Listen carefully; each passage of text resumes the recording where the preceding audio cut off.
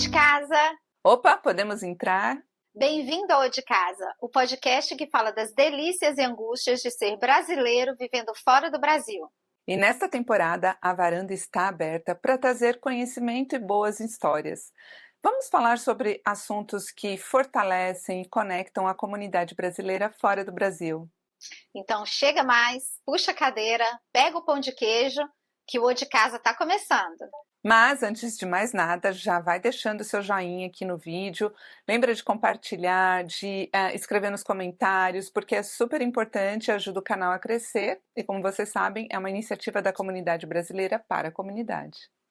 Isso mesmo, e hoje, novamente, contamos com o apoio da Mavieira Consultoria, que foi responsável pela produção de arte e moda desse episódio. E como sempre, a Mavieira arrasando com a produção. Ela tem um trabalho incrível de análise de coloração pessoal, que é uma análise pela qual eu já passei, a Clarissa também. Ela traz muitos esclarecimentos sobre as cores que valorizam a sua beleza pessoal. Então ajuda demais na hora de escolher roupas, maquiagem, fazer combinações. Super vale a pena. Exatamente, temos uma promoção válida para os nossos Odd Cases de Detroit, na região de Michigan, ok? Então, 20% de desconto na análise da sua coloração pessoal. Entre em contato com a Má no Instagram, @Mavieira Consultoria, e descubra as cores que valorizam sua beleza pessoal. É isso aí, Fê. Ô Fê, me conta uma história. Você sabe quantos imigrantes brasileiros tem em Michigan? Olha, eu não sei. Eu já ouvi falar que é 0,3% da população, mas eu não tenho certeza, não. Eu gostaria de saber. Nossa, mas você tá bem mais informada do que eu, viu? Porque eu não sei aqui em Minnesota, mas eu trouxe alguém que pode nos ajudar. Não sei se ele já tem os resultados, mas hoje a gente vai conversar com uma pessoa responsável por um projeto que fala sobre a contagem de imigrantes aqui no estado de Minnesota. É isso aí.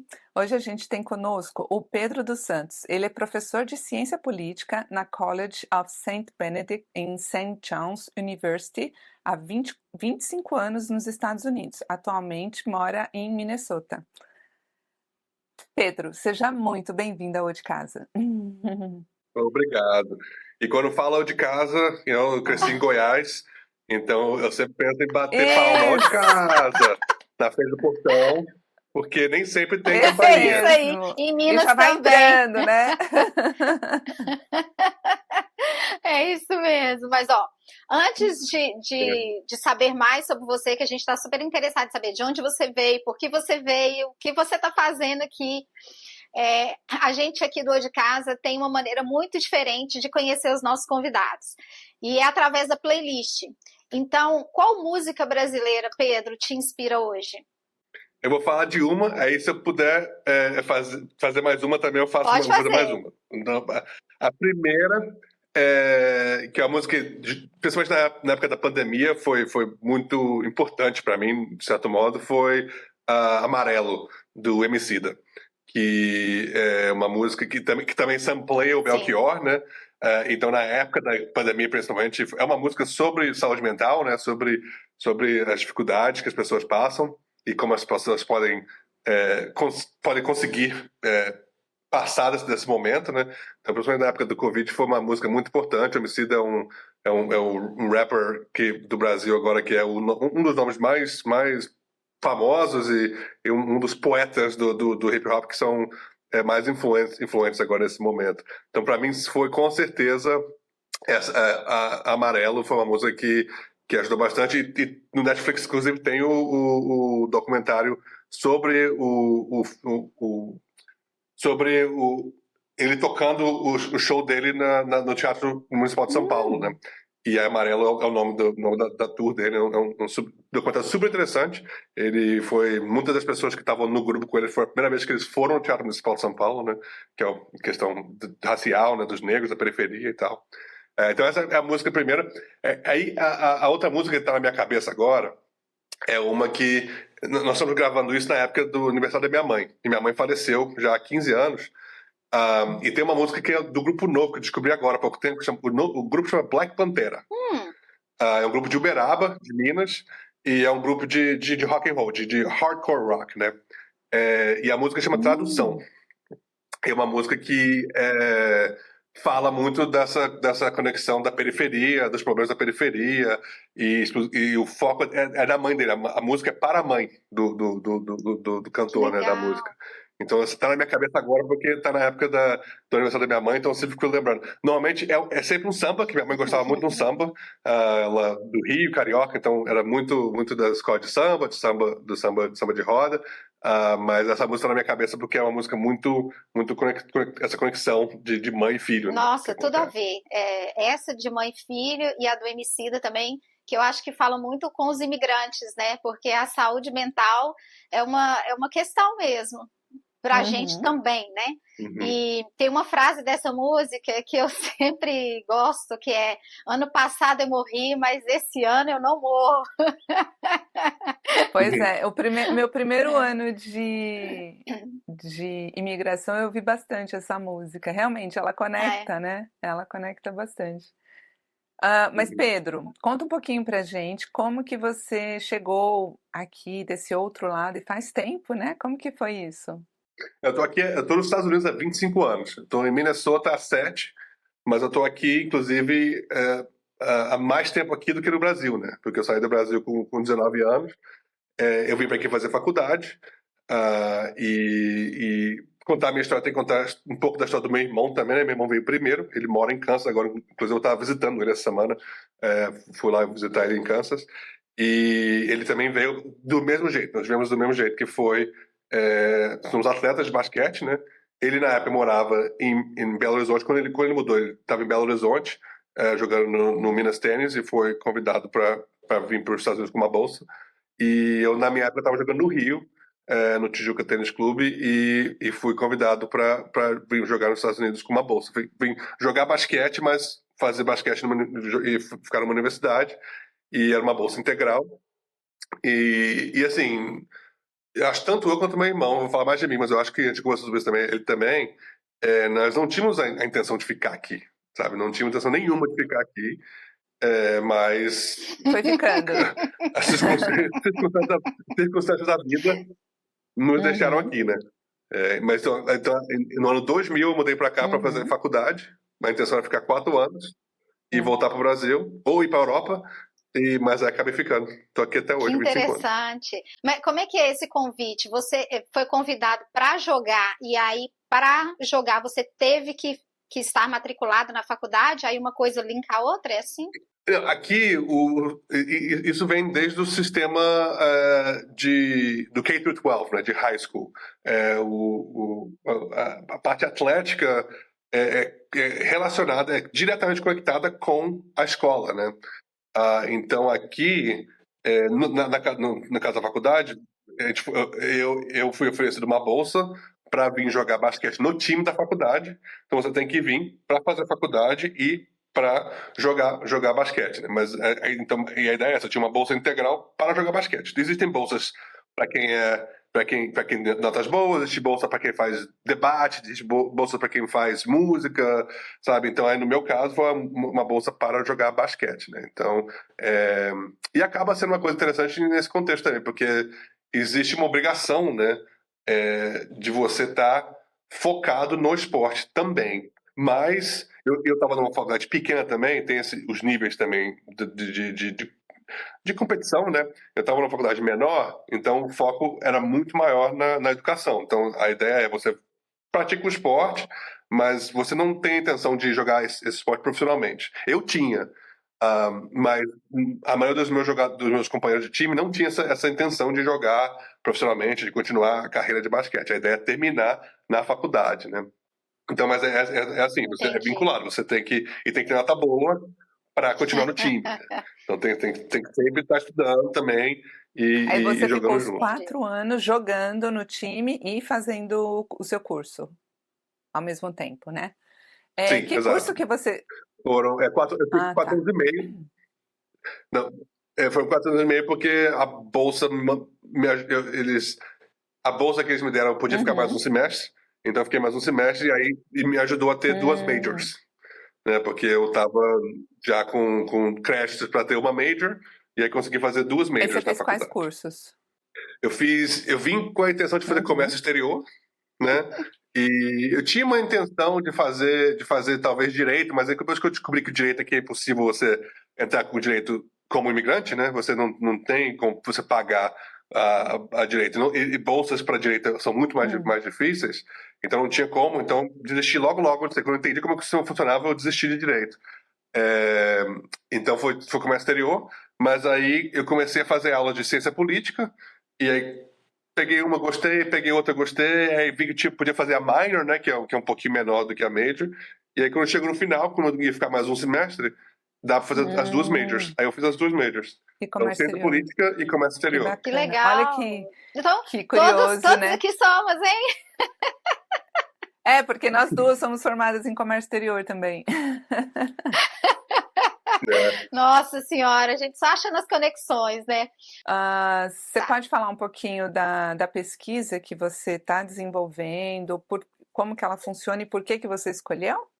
Claro. Então, eu tô aqui há 25 anos, né? E eu morei em Kansas por 12 anos, em Iowa por 6 anos, e agora eu tô aqui em Minnesota por 7 anos agora. E todas as comunidades não são lugares com muitos brasileiros, sabe? E se tiver muitos brasileiros, eles estão meio que dispersos, né? Não tem um lugar que é uma Little Brazil, né? E eu conheci pessoas que moravam em Atlanta, tem muito goiano em Ficamos Atlanta, sabendo. né? Conheci pessoas em Atlanta, conheci pessoas em Boston, e eu tinha amigos em Newark. Eu ia muito a Newark. E sempre que eu tava assistindo falta do Brasil, eu não podia ir pro Brasil, eu ia para Newark, porque ia lá comer um churrasquinho, ouvir um samba, ouvir um pagode, ouvir um sertanejo, né?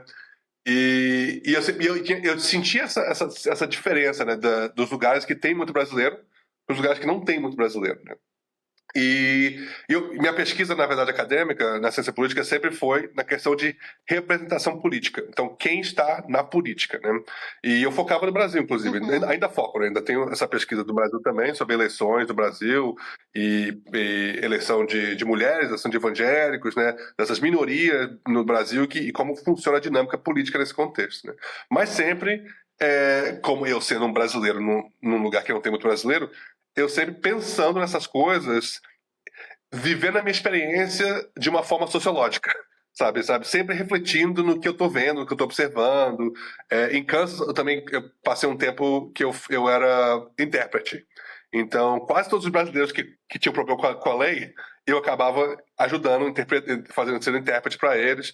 Alguns momentos não era necessariamente questões legais, mas em geral era nesse contexto legal, né? Então eu via assim, os brasileiros em momentos também difíceis e sempre batendo papo, sempre achando restaurantes e tal. Então, assim, agora que eu estou já estabelecido na minha área e eu vou continuar fazendo essa pesquisa sobre o Brasil de eleições, eu resolvi fazer uma coisa que meio que uniu o útil ao agradável para mim, que é entender um pouco mais de quem são os brasileiros por aqui, né? Por Minnesota. Eu imagino que eu vou ficar por aqui por muito tempo, porque faculdade é assim, né? Depois que você consegue o tenure, você não é muito difícil até querer sair, né? Então eu estou realmente mudando um pouco meu foco de pesquisa para entender um pouco mais de quem são os brasileiros que estão aqui e quais são as dinâmicas que existem entre os brasileiros, mas também entre os brasileiros e a comunidade em geral, sendo ela a comunidade latina ou a comunidade em geral americana, e dependendo também de onde eles moram, né? Que eu moro em St. Cloud, que é uma cidade de 100 mil habitantes, mas somos 17 brasileiros. Eu conto quem tá no grupo do WhatsApp, né? Somos 17 brasileiros. Devem ter alguns outros mais por aí, alguns gatos pingados por aí, mas em geral não são muitos, né? E a gente não se encontra muito também. Então, assim, aí eu fico sempre pensando, como é que se faz comunidade, né? Porque eu casei com uma americana, né? Então, assim, eu vivo minha vida muito, muito americanizada, né? Sempre muito em relação com outros americanos, mas eu sei que tem muitos brasileiros que vêm para cá e nem aprendem o inglês, porque estão tão dentro de uma comunidade brasileira que acabam focando nessa comunidade, né?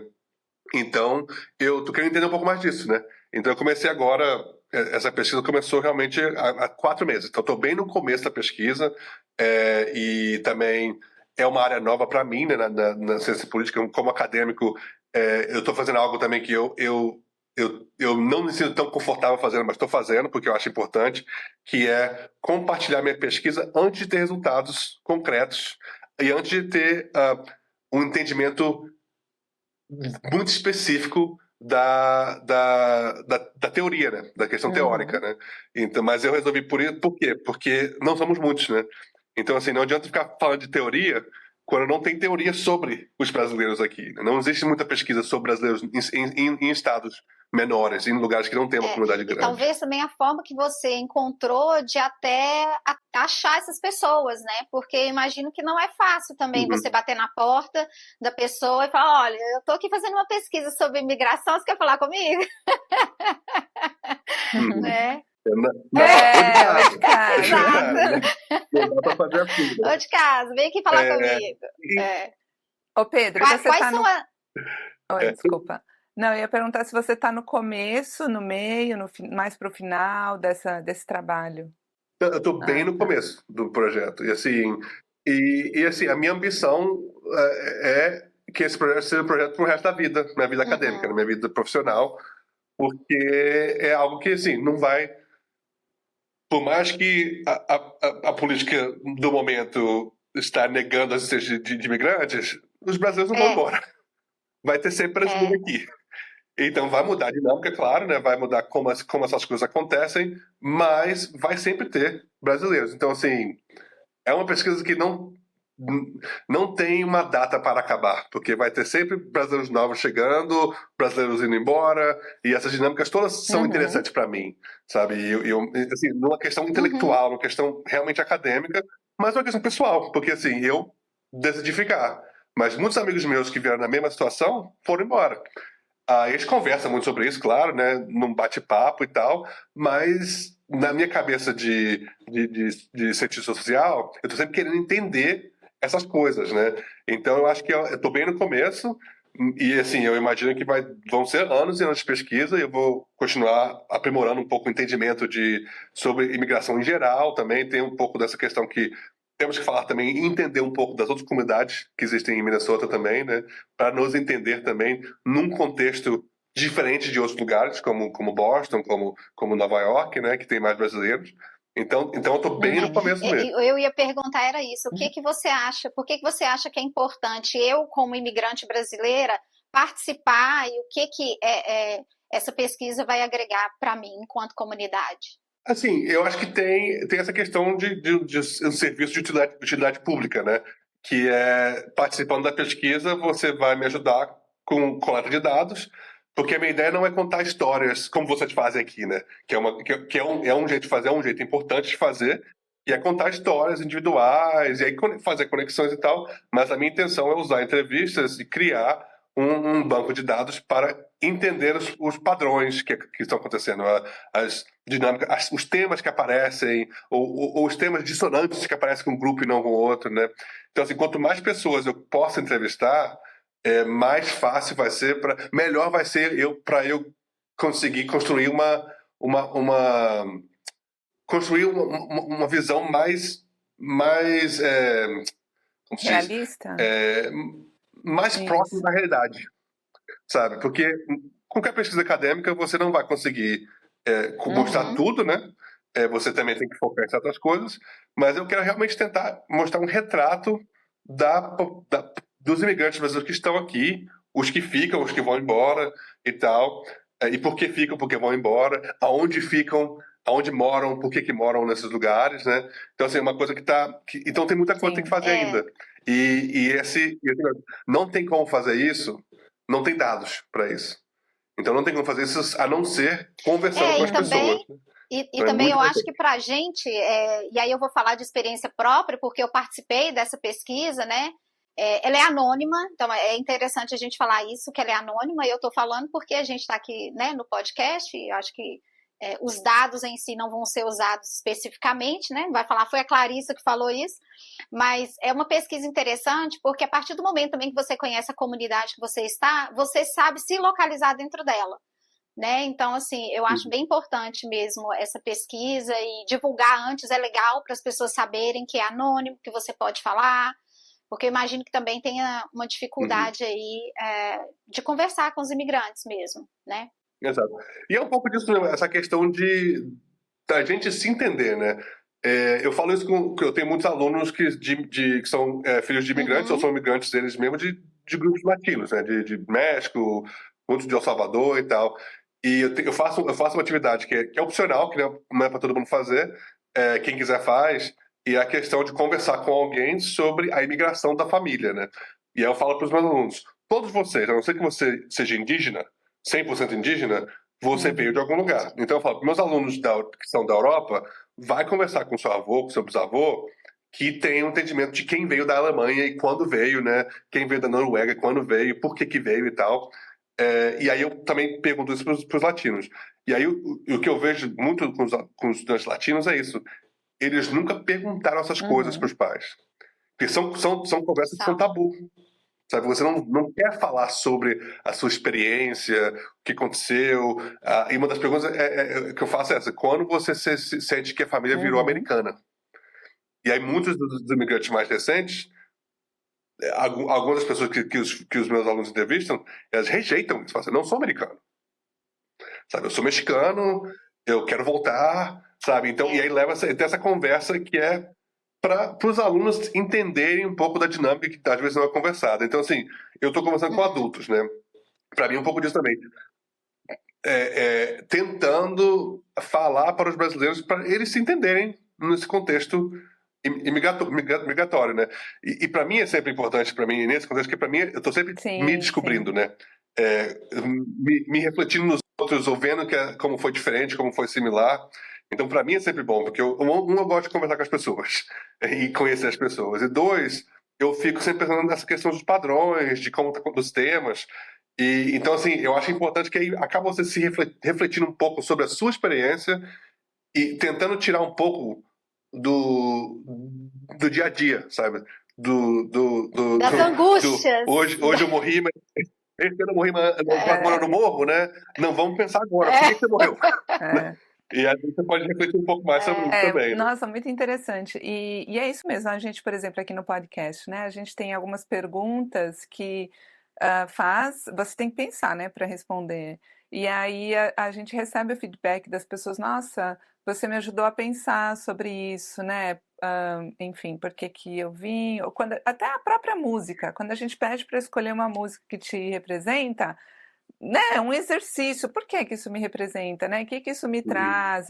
Então, eu super compreendo quando você fala que essa conversa ela traz conhecimento sobre nós mesmos também, né? Nessa troca que a gente faz e que é super rica.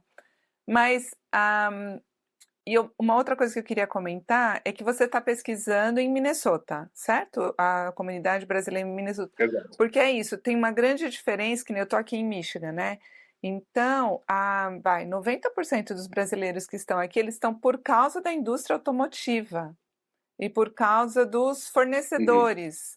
Então, assim, e é um perfil muito delimitado, assim, né? De pessoas que ou vieram porque trabalham em automotiva ou porque trabalham em fornecedores e a comunidade se formou ao redor disso. Então, depende muito de estado para estado, né? Então, isso é bem interessante de pesquisar mesmo. E existe também essa questão das ondas migratórias, né? E acho que é importante sempre falar sobre isso também, que existem raríssimos casos de brasileiros que vêm para cá como asilados políticos ou alguma coisa assim, né? Ou refugiados, não refugiados, mas asilados políticos. Pode ser um jeito, normalmente sobre violência doméstica ou violência na cidade, mas esses casos são mais raros, porque é mais difícil até convencer o governo americano, os juízes americanos, que a situação do Brasil está tão ruim quanto, por exemplo, em El Salvador, quanto na Somália, né? Então, a gente tem que lembrar disso. Nós somos todos imigrantes econômicos. E tem gente que fala que somos refugiados econômicos, né? Algumas de nós, né? Mas somos todos imigrantes econômicos. Porque nós viemos aqui para uma oportunidade. Alguns vieram com mais oportunidades, mais chances, né? Outros vieram para tentar a vida, de um certo modo, né? Então, e isso vem desde os anos 80, que foi o começo da onda migratória brasileira.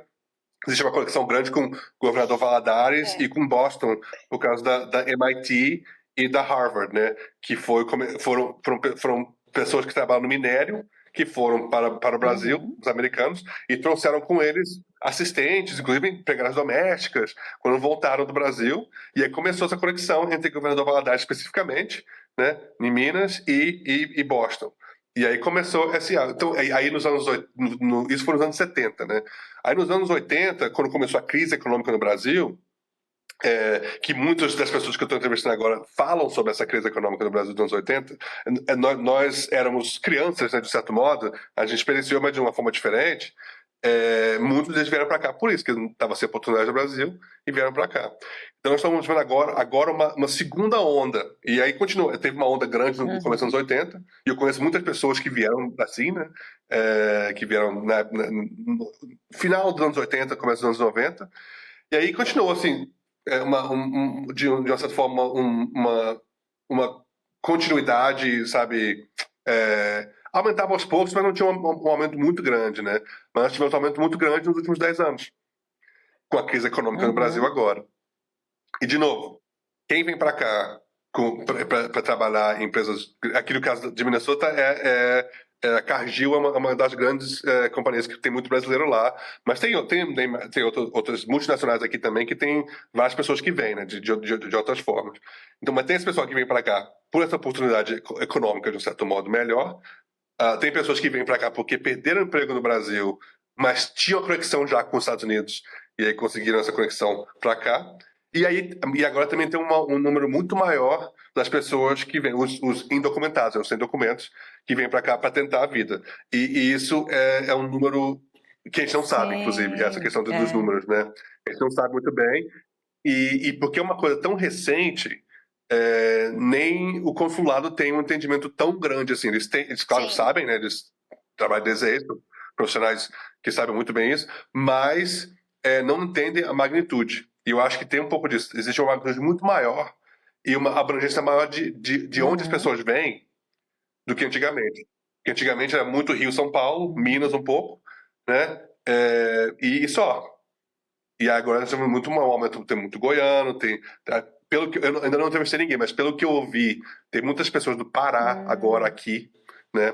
E aí, inclusive, tem uma pessoa que eu bati papo, não foi nem uma entrevista, mas num bate-papo que a gente estava fazendo, essa pessoa falou: nossa, uma coisa que eu descobri aqui nos Estados Unidos é quão grande o Brasil é.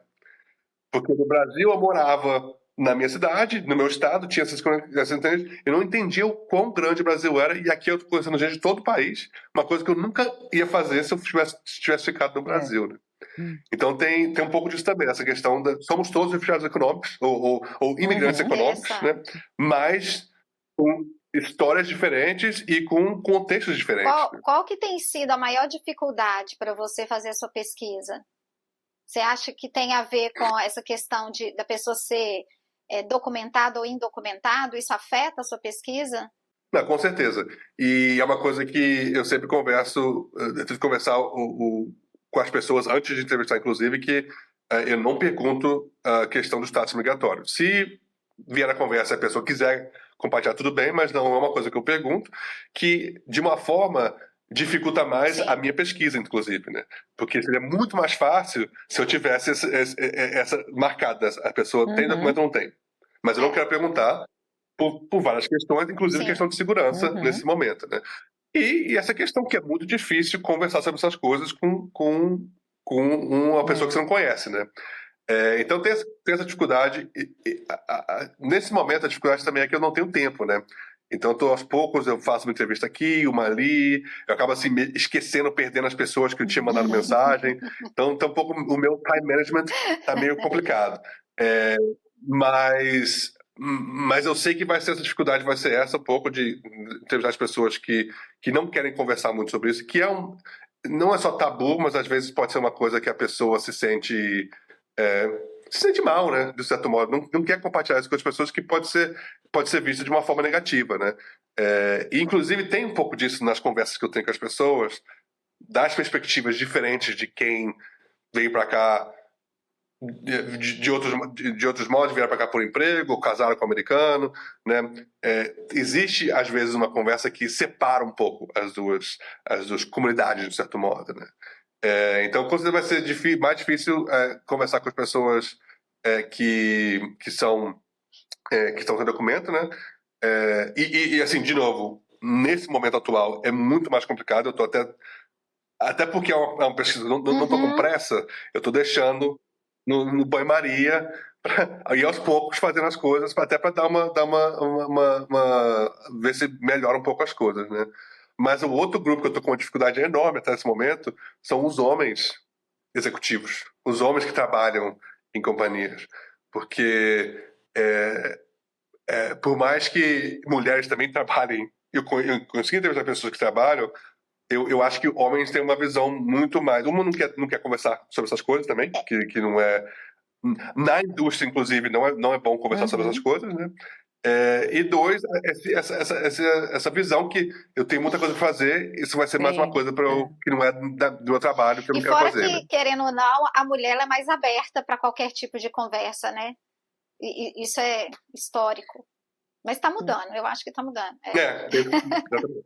E aqui, ô Pedro, o que que você já descobriu, né, nesse período que você tá, que te surpreendeu ou algo que você não esperava que fosse assim? Uma coisa que eu não sei se vai continuar, se só é um pouco das pessoas que eu entrevistei até agora, foi uma surpresa que eu vi. Por enquanto, quase todas as pessoas vieram para Minnesota diretamente. Então, assim, eu não sei se eu continuar abrangindo o universo das pessoas que eu entrevisto, se vai mudar isso. Mas, por enquanto, quase todas as pessoas que eu entrevistei vieram para cá, para Minnesota. E eu fiquei surpreso, porque eu achei que as pessoas iam para Flórida, para Atlanta, para Nova York, e depois eu vim para cá por oportunidade. E, assim, eu imagino que isso deve ser mais provável com as pessoas sem documentos, porque chega num lugar que é mais fácil chegar e depois vai procurar os lugares com oportunidade. Então, eu não entrevistei muitas pessoas ainda que eu imagino que sejam dessa parte demográfica, né? Mas, em geral, as pessoas vieram para cá e ficaram. E outra interessante também, isso é um número bem pequeno de pessoas, mas pessoas que vieram para cá, que moram aqui há alguns anos, que estão perto de aposentar e que não pensam em voltar para o Brasil. Eu achei que ia ser assim, que ia ser muito maior o número de pessoas planejando para voltar para o Brasil. E até agora eu não conheço. Só uma pessoa, acho que tem a intenção de voltar para o Brasil. Interessante isso. Isso é bem interessante. E assim, essas dinâmicas podem mudar quanto Sim, mais sim. eu entrevistar as pessoas, né? Quanto mais atividade eu tiver. Mas nesse inicial que eu tenho 10 entrevistas e também tem um questionário que 13 pessoas responderam, né? Também qualitativo, só para ter uma ideia. E desse número de 20 e poucas pessoas, quase ninguém tem a intenção de voltar para o Mas Brasil. aí talvez até uma pergunta será, não tem a intenção de voltar para o Brasil na atual situação que ele está agora, o Brasil, né? Ou se não tem, porque realmente se identificou com a cultura americana e quer ficar aqui também é uma pergunta, né? E essas são perguntas que tem que ser, não tem questionário que vai responder isso, né? Tem que ter entrevista. E tem essa questão também. Não, e assim, e aí vem um pouco também da minha própria Eu ia minha te experiência, né? As perguntas que eu pergunto são Eu ia te perguntar isso, mas vai lá. porque não assim, eu sempre me pergunto isso, né? E eu sou casado com uma americana, né? E eu e ela moramos antes de ter filhos no Brasil por um ano, até para ter uma ideia se a gente poderia fazer isso no futuro, né?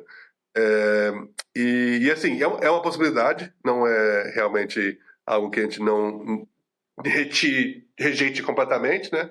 Mas, para nós, a vida aqui é mais fácil, sabe? E as dificuldades de ir para o Brasil, logísticas e culturais, são muito grandes para minha esposa, que foi para o Brasil, tentou aprender português, não conseguiu aprender muito bem. A gente brinca que ela pode te mandar você pegar uma comida ou bebida para ela, e aí se você não der para ela, pode xingar, mas ela só pode fazer isso, sabe? Não dá para ter umas conversas mais detalhadas, né? Então, assim, e nós temos 2 filhos agora também, né? E acho que muito mais agora a minha reflexão é essa. E, inclusive, essa questão de estudar imigração, e eu falo sem julgamento, né? Porque cada pessoa tem sua experiência. Mas, para crianças, essa mudança tende a ser um trauma, né? Que pode ou não pode ser visto no futuro positivamente ou negativamente, né?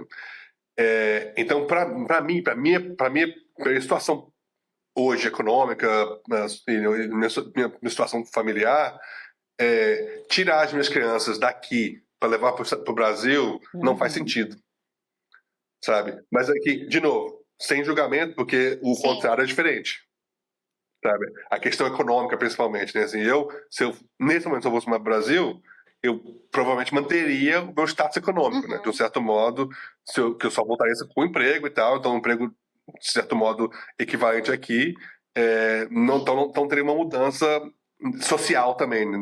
De classe social. Mas, então esse trauma de tirar minhas crianças do conforto que eles têm aqui para uma incerteza que demora 2, 3, 4 anos para virar conforto, eu prefiro não fazer. Mas aqui, sem julgamento. Porque cada um pensou cada um, exatamente. né?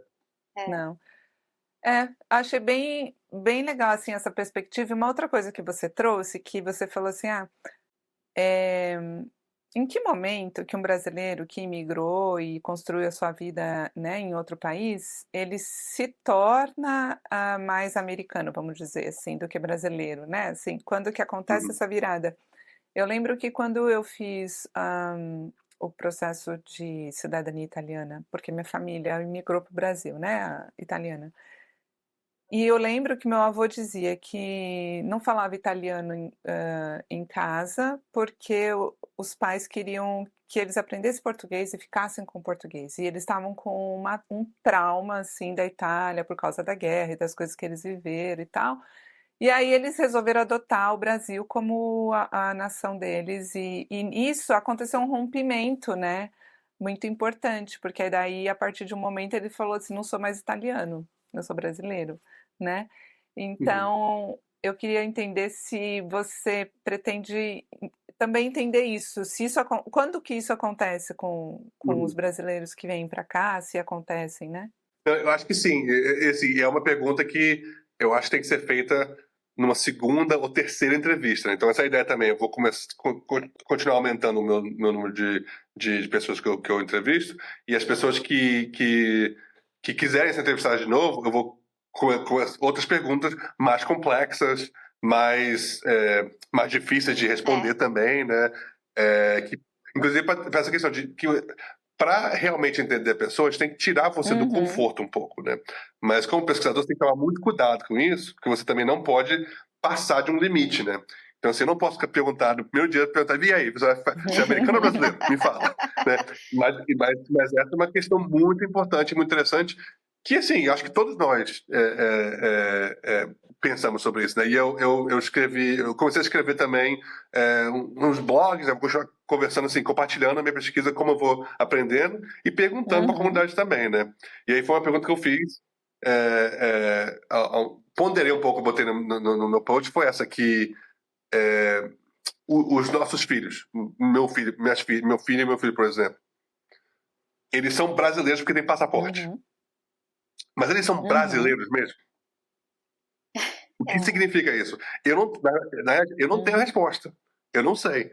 Porque, assim, eles foram comigo pro Brasil, eles estão aprendendo espanhol, porque aqui eles estão na aula de bilíngue de espanhol, porque como não tem muito brasileiro aqui, é muito mais difícil falar português com eles o tempo todo. Isso é um papo, uma outra conversa também, sobre essa questão de coisa bilíngue. Mas eles têm uma conexão com o Brasil, porque eu assisto muito futebol, então, assim, meu filho é flamenguista, não por opção, eu acho. Mas, então, assim, a minha filha gosta de música, então eu sempre introduzo ela a músicas brasileiras e tal. Mas, assim, eles não são. Se eu voltar para o Brasil hoje, com eles não são brasileiros. Eles vão ter que aprender a convivência, né? Até se sentirem mais brasileiros. Porque, igual você falou, eles já são brasileiros, mas para se sentirem mais. Eu acho que isso acontece muito com a gente aqui também, né? A gente quer viver tudo que o país que a gente tem para oferecer, a gente quer viver a cultura, quer aprender para se pertencer aqui, mas a gente não quer deixar de pertencer lá também. Né? Então, mas assim, sendo adulto é diferente, mas ainda assim é um gatilho, porque em certos momentos a gente meio que fica no limbo.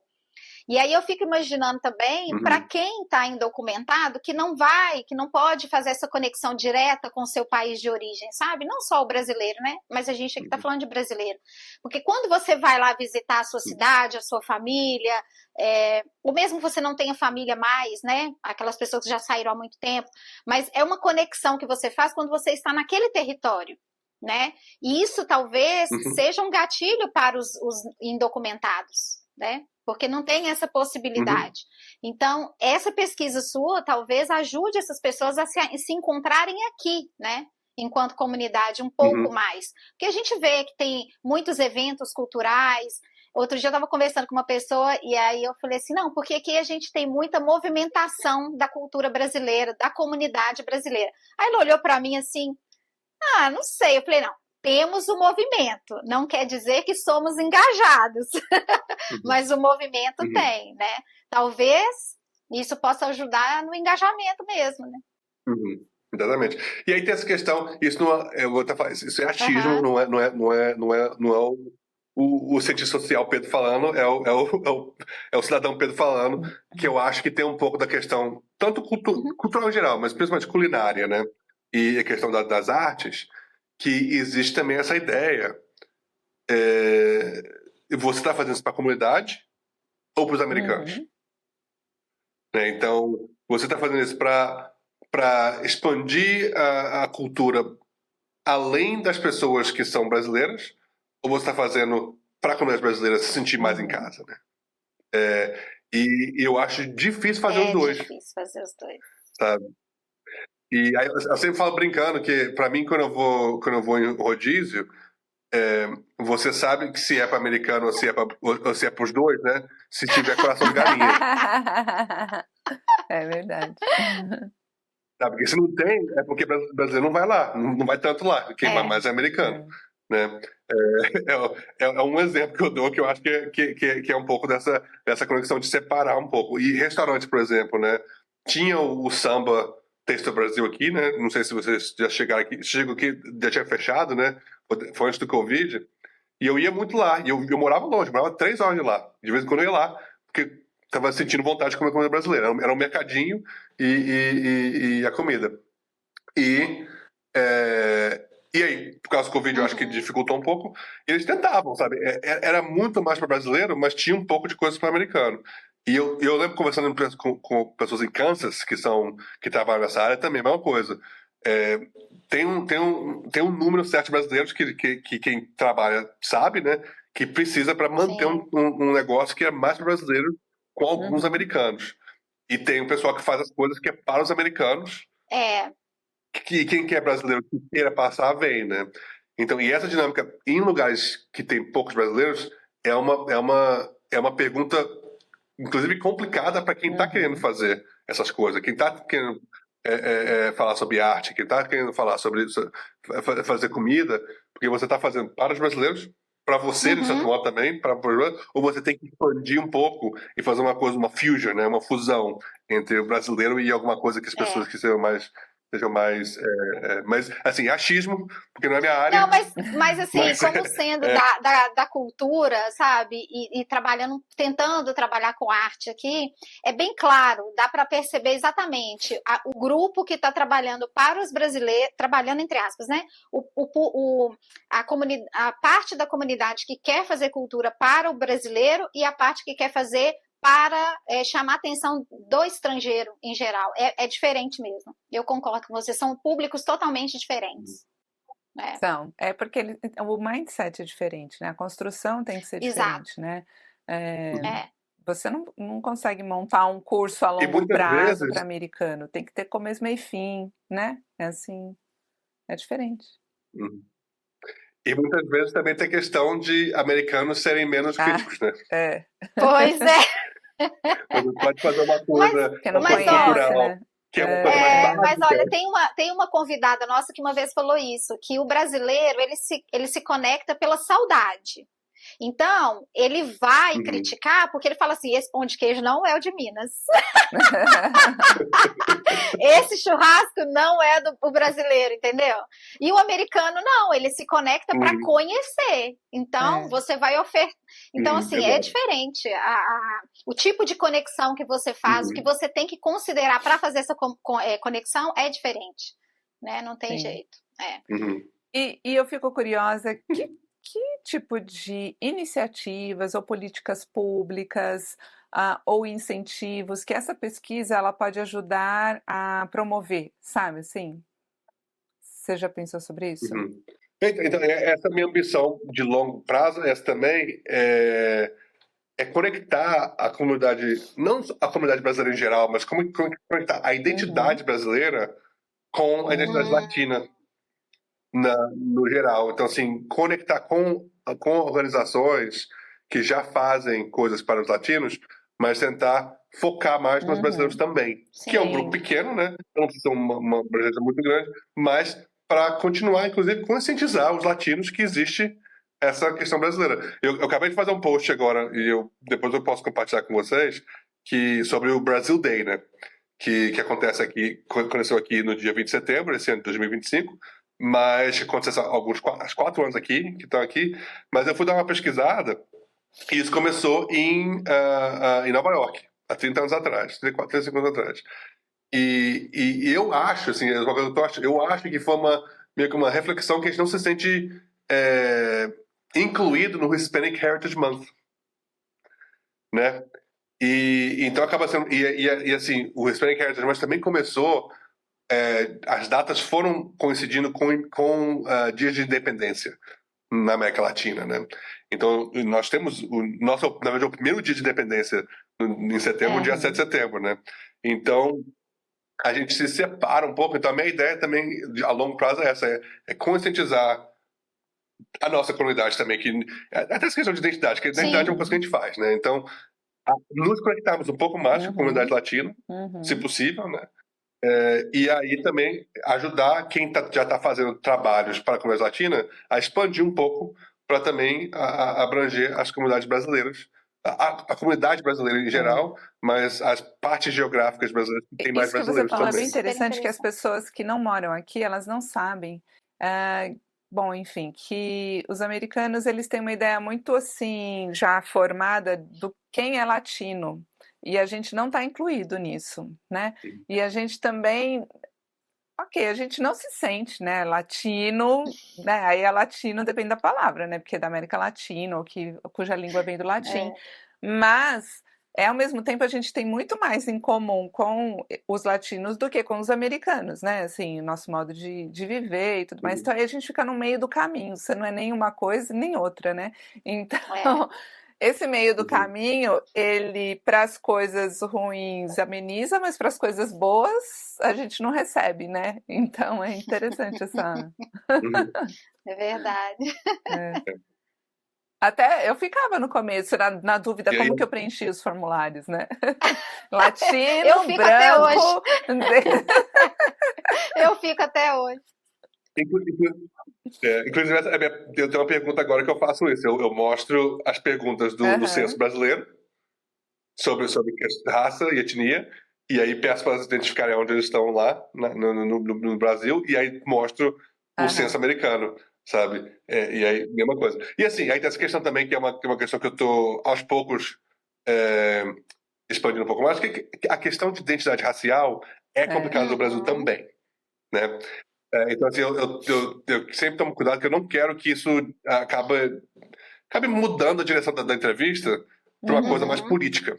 Então, que eu quero realmente, nas entrevistas, eu quero entender coisas sobre política, mas eu não quero falar sobre política, sabe? Então, essa questão racial acaba sendo uma questão complicada de responder, mas aí acaba aparecendo, sabe? Nessas questões de porque o pessoal aqui me chama de latino, mas eu não gosto de ser chamado de latino, né? E assim, pra mim, inclusive isso. E quando eu vim fazer faculdade, eu estava numa faculdade muito pequena e não tinha muitos latinos. Não tinha nem latino, sabe? Dos Estados Unidos e nem latino-americano. E como no Brasil a minha mãe estava envolvida no movimento social, então tinha questão de identidade negra, né? Então eu sempre me identificava como negro, né? No Brasil. E aqui, quando eu estava na faculdade, eu fui rejeitado pelos negros, né? Você não é negro, você é... E assim, tem a questão do racismo também, né? Você é mexicano, você nem Poxa chega a ser vida, brasileiro, você é eu não sou nem mexicano. mexicano, nem Então, negro, assim, né? acho que desde lá... Então, desde lá, eu tive uma rejeição da latinidade, né, que a gente chama, que vem meio dessa rejeição que eu tive da minha identidade que eu tinha no Brasil, né? Na faculdade. Aí quando eu cheguei no mestrado e doutorado, que aí tinha um universo maior, e tinha muito mais latino-americanos e mais latinos também, eu comecei a perceber o seguinte, que os alunos que eram latinos dos Estados Unidos, eles vinham conversar comigo porque eu era a única pessoa que parecia com eles, sabe? Eles nem entendiam bem a questão de eu falar português, né? Mas eles vinham falar comigo porque eles não tinham outras pessoas para se identificar. E como eu comecei a estudar a questão de representação, de como a gente se sente representado, eu percebi isso. Eu era o único latino que era TA, né, que era assistente de professor, e por um tempo o único latino professor de ciência política, né? Nossa. Então, assim, eu comecei a apreciar um pouco mais e mudar a minha identidade, inclusive, nos Estados Unidos para latino nesse momento, sabe? Que acabou sendo uma coisa que eu achei que era importante para os alunos que precisavam ver alguém que parecia com eles, né? Então, assim, inclusive, eu comecei a aprender espanhol por isso. Eu nunca quis aprender espanhol de verdade. Eu ficava naquele portunhol orgulhoso. Né? Eu não falo espanhol, eu tenho orgulho de não falar espanhol, né?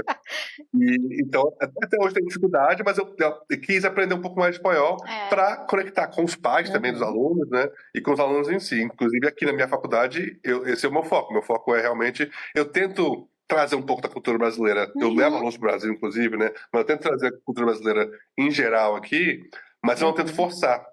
Porque nós temos uma questão étnica sobre os latinos e já é difícil de resolver. Uma coisa então, de cada vez, né? Focar nisso, e aí traz de vez em quando. Quando faz sentido, eu trago um pouco da discussão no contexto brasileiro, né? Mas que dá um pouco também da minha profissão. Assim, eu não posso escapar questões raciais, sabe? É o que eu dou aula, né? Mas, por exemplo, quem trabalha numa multinacional não vai ficar falando sobre essas coisas. Não quer ficar falando sobre essas coisas porque polêmico, acaba sendo detrimental para o trabalho, né? Para o emprego. Verdade. Sim. Ô Fê, acho que você já tem o gancho aí para sua pergunta, hein? Pois é, exatamente.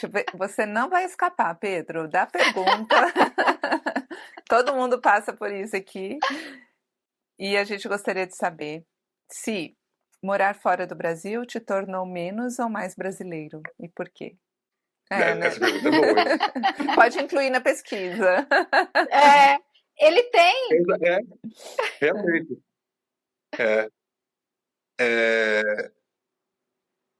Eu faço uma pergunta similar, mas não é a mesma. Essa pergunta é mais específica. Eita, respira. Eu vou dizer que mais. Eu vou dizer que mais por isso, porque no Brasil a gente não tem que pensar sobre isso. Você é. Você não tem que justificar que você é. Você é brasileiro e não tem outra coisa, né? Você não tem como ficar refletindo muito. Inclusive, Fernanda, essa conversa da sua família é interessante, porque não são conversas que nós temos no Brasil. Nós somos quase todos também imigrantes, né? Com poucas exceções. E minha família, por exemplo, metade é de Portugal. Mas a gente não conversa muito sobre isso. Tá? Então, eu não sei muito bem. Assim, a gente fala a mesma língua, mas não tem uma conexão cultural, social com Portugal. Né? Então, acho que aí para mim pessoalmente, não tem como escapar, porque eu estou no ambiente educacional, sabe? Onde falar sobre diversidade é importante, é interessante, né? Então, eu tenho o privilégio de poder reforçar a minha identidade, né? De falar mais sobre a minha identidade do que poderia ser possível em outros ambientes, né? Inclusive, essa questão, as pessoas que acabam trabalhando na área de culinária ou que trabalham nas artes estão tentando a mesma coisa de uma forma diferente, né? Que é reforçar a nossa cultura, o que a gente individualmente considera a nossa cultura, né? E justificar a nossa existência, de certo modo, né? Então, assim, acho que para mim tem um pouco disso na questão também, no contexto americano, né? Das diferentes narrativas, mas em geral não se rejeita a ideia que os Estados Unidos é um país de imigrantes, né? Aí existe debate de quem são os imigrantes que podem ficar aqui, né? Mas nesse contexto histórico, eu sempre tento falar isso também. Eu sou um imigrante brasileiro. E isso é uma coisa que eu não falava muito, mesmo nesse contexto educacional, eu não falava que eu sou imigrante brasileiro. Acho que faz uns 5, 6 anos que eu focava mais nesse contexto. Né? Para mim, até há 5, 6 anos atrás, eu era brasileiro, era americano, mas não ficava pensando muito nessas dinâmicas entre os dois, né? Então, acaba sendo mais brasileiro. Assim, eu não era americano, né? Agora eu sou americano também, mas acaba sendo mais brasileiro. É uma coisa que na matemática não faz sentido, né? Não vai. It doesn't add up. Mas eu sou como se você se descobrisse, né? Eu sinto assim, né? Você se lembra, né, de você mesmo, assim, né? Então, porque lá a gente não pensa sobre isso, né? Só assim, igual todo mundo, né? Mas quando você sai, você tem que refletir, né? Você tem que falar, peraí, deixa eu pensar sobre isso, né? Eu acho que essa pesquisa sua faz a gente refletir mesmo. Então, assim, é muito bacana ter conversado com você aqui sobre isso, porque eu acho que o grande gargalo não é saber quem a gente é, ou se é brasileiro, se é americano, onde é que a gente está, mas eu acho que a gente se entender primeiro, né? Porque primeiro a gente se entende, se localiza. Então, assim, obrigado, viu? A gente está encaminhando para o fim, ainda não chegamos lá não, calma aí, eu tenho uma perguntinha. Eu queria saber, assim, se a gente tivesse uma máquina do tempo, tá? E você voltasse aí no passado, o que o Pedro do passado diria para o Pedro hoje, diria para o Pedro antes de imigrar? Boa pergunta. Essas perguntas são simples. Parece, né? Mas complicadas, né? Cara, eu acho que eu falaria algo assim, se prepare que vai ser interessante. Boa! Sabe? Porque, e assim, sem entrar muito em detalhes, eu tive uma infância não muito boa, não ruim, mas não muito boa, né? E com um certo limite de oportunidades, né? Que vem de família classe média baixa no Brasil, né? Então, assim, onde eu tô hoje eu não imaginei estar, com certeza, né? Então, realmente, se segura, vai dar tudo certo, mas vai ser estranho, vai ser interessante. É isso aí. Ser imigrante é isso, né? Aproveita a viagem, né? Pedro, adorei conversar com você, achei esse projeto muito interessante, eu acho que para todos nós, né, para a comunidade, para responder perguntas mesmo que a gente tem, né, quantos somos, por que estamos aqui, qual que é o objetivo disso tudo, eu achei muito legal, parabéns pelo projeto, estou torcendo aqui para você ter muitos candidatos para responder a sua pesquisa, e obrigado por compartilhar com a gente, né. Obrigado. Isso aí. Não, muito obrigado. Deixa seus contatos aí, como que a gente faz. Às vezes as pessoas estão assim, é anônimo, então eu quero participar. Como é que eu faço para participar dessa pesquisa? Fala aí. Vou compartilhar, vocês vão postar no Instagram, né? A gente faz junto lá no Instagram, que eu tô no Instagram, o projeto mais fácil é Professor_Dose. É o meu nome no Instagram. Acho que é o jeito mais fácil de entrar em contato, porque de lá é mais fácil entrar em outros contatos também. A gente vai deixar na descrição do episódio, a gente vai te marcar também quando o episódio for publicado. Exato.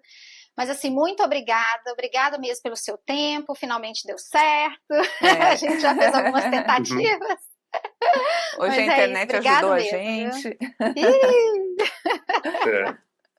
E parabéns pelo projeto, um projeto ótimo que vocês estão fazendo. Quando eu comecei a conversar com a Clarice, foi isso. Nós estamos fazendo a mesma coisa, mas com métodos diferentes. Então, acho que a gente tem muito a agregar, muito a compartilhar, que vai ser bem legal. Tem uma parceria que vamos continuar tendo aí com Pode vocês. contar com a gente, o que você precisar, estamos aí para te ajudar também na sua pesquisa, e vamos que vamos. É isso aí. E eu queria aproveitar e deixar uns recadinhos. Então, como o Pedro falou, é um projeto bem importante esse da gente se conhecer enquanto comunidade, enquanto brasileiros, né, morando fora. Então, a forma que você pode apoiar é ou clicando no sininho, ou divulgando, né, se inscrevendo no canal. É um projeto da comunidade brasileira para a comunidade brasileira. Isso mesmo. E segue a gente lá nas redes sociais, Instagram, TikTok, Facebook, todos o De Casa Podcast. Nós temos também uma playlist no Spotify chamada Inspirações. Corre lá, porque você não vai se arrepender. São músicas inspiradoras dos nossos convidados. Mas para a gente ter certeza que você chegou até o fim desse episódio, comenta aqui, ó, #EuImigrante. E é isso. É isso aí. O O de Casa vai ficando por aqui. Tchau, pessoal. Tchau, O de Casa. O de Casa.